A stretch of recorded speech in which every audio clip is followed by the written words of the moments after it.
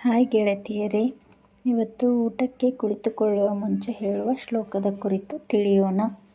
ಅನ್ನಪೂರ್ಣೆ ಸದಾಪೂರ್ಣೆ ಶಂಕರ ಪ್ರಾಣವಲ್ಲಭೆ ಜ್ಞಾನವೈರಾಗ್ಯ ಸಿದ್ಧಾರ್ಥಂ ಭಿಕ್ಷಾಂದೇಹಿ ಚ ಪಾರ್ವತಿ ಮಾತಾ ಚ ಪಾರ್ವತಿ ದೇವಿ ಪಿತಾ ದೇವೋ ಮಹೇಶ್ವರಃ ಬಾಂಧವ ಶಿವಭಕ್ತ ಚ ಸ್ವದೇಶೋ ಭುವನತ್ರಯಂ.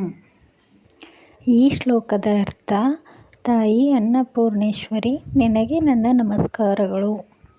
ನೀನು ಆಹಾರ, ಆಶೀರ್ವಾದ ಹಾಗೂ ಉಡುಗೊರೆಯೊಂದಿಗೆ ತುಂಬಿದ ಮಹಾನ್ ಶಕ್ತಿ. ನೀನು ಶಿವನ ಪ್ರಿಯ ವಲ್ಲಭೆ.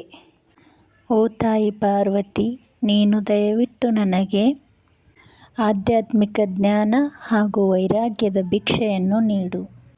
ನನ್ನ ತಾಯಿ ಪಾರ್ವತಿ ದೇವಿ ಹಾಗೂ ತಂದೆ ಶಿವ ಹಾಗೆ ಸ್ನೇಹಿತರು ಶಿವನ ಭಕ್ತರು. ನಾನು ವಾಸಿಸುವ ನೆಲೆ ಅದು 3 ಲೋಕ ಎಂದು ಆದಿಶಂಕರಾಚಾರ್ಯರು ಈ ಶ್ಲೋಕವನ್ನು ಹೇಳಿದ್ದಾರೆ.